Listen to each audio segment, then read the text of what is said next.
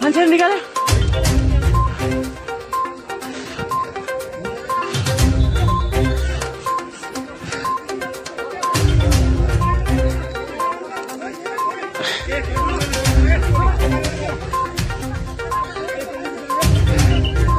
तपाईं यतिखेर हेर्दै हुनुहुन्छ त्रिशुली खबर टिभी।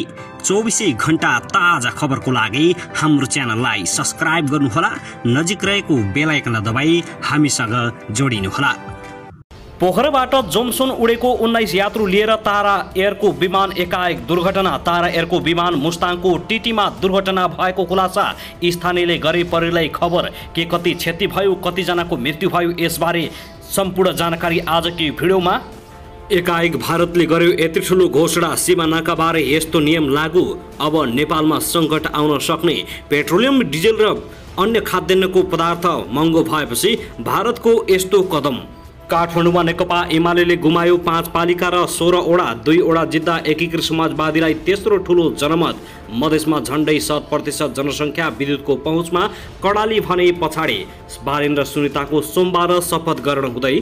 छत्तीसगढमा अन्तर्राष्ट्रिय विमानस्थलबारे सर्वोच्चको मौखिक फैसला संशोधन सहित पूर्णपाठ आउँदै।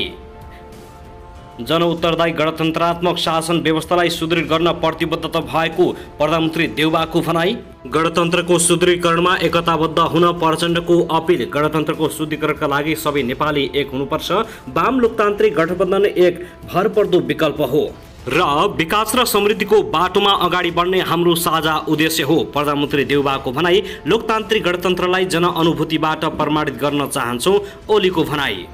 आर्थिक सामाजिक रूपान्तरण सहित समृद्ध नेपाल निर्माणमा अगाडि बढ्ने माधव कुमार नेपालको स्पष्टीकरण। अब हेर्नुहोस् पुरा समाचार।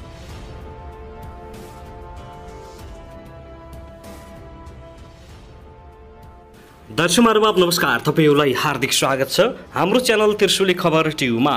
यदि हाम्रो च्यानललाई अहिलेसम्म सब्स्क्राइब गर्नु भएको छैन भने सब्स्क्राइब गरी नजिक रहेको बेल आइकन दबाई हामीसँग जोडिनुहोला।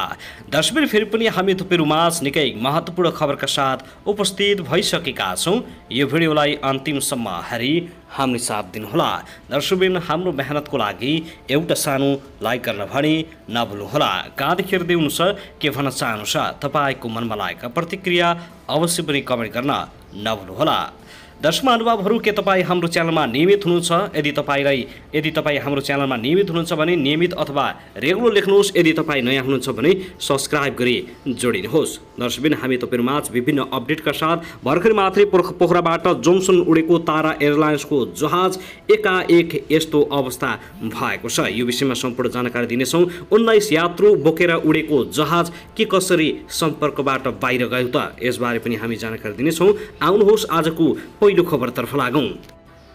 काठमाडौँ महानगरपालिका नवनिर्वाचित पदाधिकारीहरूले भोलि सोमबार शपथ ग्रहण गर्ने भएका छन्। बिहान 11 बजे महानगरपालिकाका नवनिर्वाचित मेयर बालेन शाह लगायतका पदाधिकारीले शपथ ग्रहण गर्न लागेका हुन्। बालेन शाहलाई मुख्य निर्वाचन अधिकृतको कार्यालयले शपथ ग्रहण गराउनेछ भने उपमेयर सुनिता डङ्गोल लगायतका अन्य पदाधिकारीलाई मेयर शाहले शपथ गराउने तयारी रहेको छ। शपथ ग्रहण गरे लगत्तै बालेन शाह लगायतका नवनिर्वाचित पदाधिकारीले आफ्नो कार्यालयमा पदभार ग्रहण गर्ने मुख्य निर्वाचन अधिकृतको कार्यालयले जानकारी दिएको छ।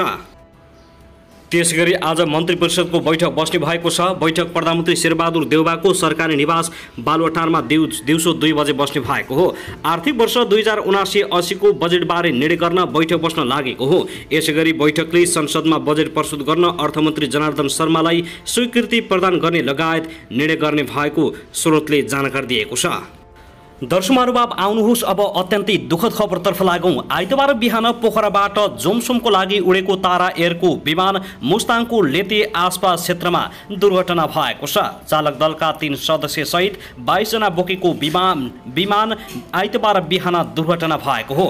यात्रुहरूको सूचीमा 4 भारतीय र 2 जर्मन नागरिक रहेका छन्। पोखराबाट जोमसोन उडेको विमान सम्पर्कविहीन भएको थियो। विमान आइतबार बिहान करिब 9:50 जाँदा पोखरा विमानस्थलबाट जोमसोनका लागि उडेको हो। विमानलाई सिनियर पाइलट क्याप्टेन प्रभावकर प्रसाद घिमिरेले उडाएका थिए। उनीसँगै सह पाइलट उत्सव पोखरेल एयर होस्टेज कृष्मी थापा रहेका छन्। यात्रु तथा चालक दलका सदस्यहरूको स्वास्थ्य स्थितिबारे जानकारी आउन बाँकी नै छ। पोखरा विमानस्थल स्रोतका अनुसार करिब 20 मिनटमा जोमसोम अवतरण गर्नुपर्ने जहाज 1 घण्टासम्म सम्पर्कविहीन भएको हो।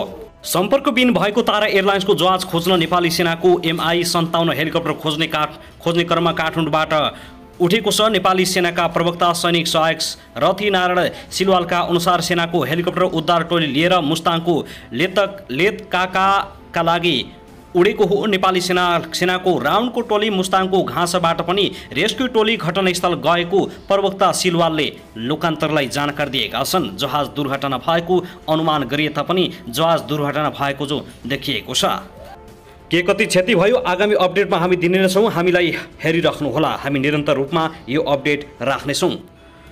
दर्शक महानुभाव, त्यसैगरी नेकपा एमालेका अध्यक्ष केपी शर्मा ओलीले गणतन्त्रमा राज्यका अङ्गहरूलाई दुरुपयोग गरी संविधान र प्रणालीको अतिरिक्त व्याख्या गर्दै प्रहार गर्ने काम भइरहेको आरोप लगाएका छन्। आज गणतन्त्र दिवसको अवसरमा शुभकामना व्यक्त गर्दै ओलीले उक्त आरोप लगाएका हुन्। जनताको बलिदानीपूर्ण सङ्घर्षले स्थापित भएको लोकतान्त्रिक गणतन्त्रमाथि आज संविधानले परिभाषित गरेका राज्यका अङ्गहरूलाई दुरुपयोग गरी संविधान र प्रणालीको अतिरिक्त व्याख्या अपव्याख्याद्वारा प्रहार गर्ने काम भइरहेको छ। ओलीले जारी गरेको शुभकामना सन्देशमा भनिएको छ, यसले मुलुकको दूरगामी यात्राले अल्मल्याउँदै संविधान र संवैधानिक संस्थाहरूप्रतिको जनताको आस्थामाथि समेत चोट पुर्याएको छ। सरकार परिवर्तनपछि मुलुकमा विकासका कामहरू अल्पविराम लागेको र राष्ट्रिय बहसको विषय बन्न नसकेको ओलीको भनाइ छ। ओलीले भनेका छन्, फलस्वरूप आज मुलुकको विकासका सम्पूर्ण कामहरू अल्पविराम लागेका छन् र केही वर्ष यता सुरु भएको विकासको राष्ट्रिय बहसको ठाउँ सत्ता शक्तिको अनुचित भागभण्डा, लेनदेन र राज्य स्रोतको दोहनले लिएको छ। ओलीले एमाले राष्ट्रिय आकांक्षा बोकेको पूरा गर्ने संकल्प बोकेको पार्टी भएको दावी गर्दै प्रमाणित गर्न समेत चाहेको उल्लेख गरेका छन्। नेकपा एमाले देशभक्तिपूर्ण लोकतान्त्रिक परिवर्तनकारी विकासमुखी र समृद्ध नेपाल सुखी नेपालको राष्ट्रिय आकांक्षा पूरा गर्ने सम्पर्क बोकेको पार्टी हो। हामी राष्ट्रको यस आकांक्षालाई पूरा गरेर लोकतान्त्रिक गणतन्त्रलाई जनअनुभूतिबाट प्रमाणित गर्न चाहन्छौँ। जनविरोधी शक्तिहरूका अनुचित दुर्प्रयासहरूले अवरोध पुर्याएर थाहै रहन पुगेका राष्ट्रिय समृद्धिका पाइलाहरूलाई उचाइमा पुर्याउने नेकपा एमालेको यस अभियानमा सम्पूर्ण पेशा, क्षेत्र, वर्ग र समुदायका दिदीबहिनी दाजुभाइको साथ रहनेछ भन्ने मैले अपेक्षा गरेको छु, ओलीले भनेका छन्। नेकपा एमालेको सरकारका यसले राष्ट्रिय हितको समर्थन, राष्ट्रिय स्वाभिमानको रक्षा र प्रवर्धन भएको दावी गर्दै ओलीले राजनीतिक प्रणालीभन्दा बाहिर रहेका शक्तिहरू आरोप लगाएका छन्। दर्शक महानुभाव, त्यसैगरी नेकपा माओवादी केन्द्रका अध्यक्ष एवं पूर्व प्रधानमन्त्री पुष्पकमल दाहाल प्रचण्डले वाम लोकतान्त्रिक गठबन्धन भरपर्दो विकल्प भएको बताएका छन्। गणतन्त्र दिवसमा आज शुभकामना दिँदै प्रचण्डले संविधान कार्यान्वयनका क्रममा देखा परेका अलोकतान्त्रिक, असंवैधानिक र निरङ्कुश प्रवृत्तिलाई पनि आफूले सङ्घर्षकै बलमा पराजित गरेको उल्लेख गरेका छन्। देशको परिवर्तन र अग्रगमन सहित संविधानले निर्दिष्ट गरेको समाजवादी लक्ष्य हासिल गर्न वाम लोकतान्त्रिक गठबन्धन एक भरपर्दो विकल्प भएको उनको टिप्पणी छ। देशको परिवर्तन र अग्रगमन सहित संविधानले निर्दिष्ट गरेको समाजवादी लक्ष्य हासिल गर्न वर्तमान वाम लोकतान्त्रिक गठबन्धन एक भरपर्दो विकल्प हो। उनले भने, नेपालको राजनीतिक इतिहासमा विभिन्न राजनीतिक विचार र प्रवृत्तिहरू बीचका सङ्घर्ष, सहकार्य र रूपान्तरणको प्रक्रियाबाट ठूला राजनीतिक परिवर्तन सम्भव भएको प्रचण्डले दावी गरेका छन्। उनले सङ्घीय लोकतान्त्रिक गणतन्त्रलाई संस्थागत गर्ने क्रममा देशव्यापी रूपमा एकैसाथ सम्पन्न स्थानीय निर्वाचनमा जनताको उत्साहजनक सहभागिता रहेको समेत बताएका छन्। उनले गणतन्त्र दिवसमा देशभक्त वामपन्थी, प्रगतिशील र लोकतान्त्रिक शक्तिहरूलाई सङ्घीय लोकतान्त्रिक गणतन्त्रको रक्षा, विकास र सुदृढीकरणका लागि एकताबद्ध भई अगाडि बढ्न पनि अपिल गरेका छन्। दर्शक महानुभावहरू, आउनुहोस् अब अर्को दुःखद खबरतर्फ लागौँ। पोखराबाट जोमसोम उडेको तारा एयरको एउटा जहाज सम्पर्कविहीन भएको छ। आइतबार बिहान पोखराबाट उडेको तारा एयरको 9 NAED ट्विट अन अटर जहाज सम्पर्कविहीन भएको हो। 10:15 जोमसोम विमानस्थलमा ल्यान्ड हुनुपर्ने थियो। मुस्ताङ जिल्लाभित्र छिरेपछि सम्पर्कविहीन भएको जानकारी आएको छ। मुस्ताङका प्रहरी प्रमुख DSP रामकुमार दानीले भने, जहाजको सोधीखोजी भइरहेको छ। जहाजमा चालक दलका सदस्यसहित 19 जना यात्रु थिए। विस्तृत विवरण भने आउन बाँकी छ। कतै ठोक्किएको अनुमान समेत गर्न थालिएको छ। जहाज सम्पर्कविहीन भएपछि कतै दुर्घटना भयो कि भन्दै जहाजलाई खोज तलास हुन थालेको छ।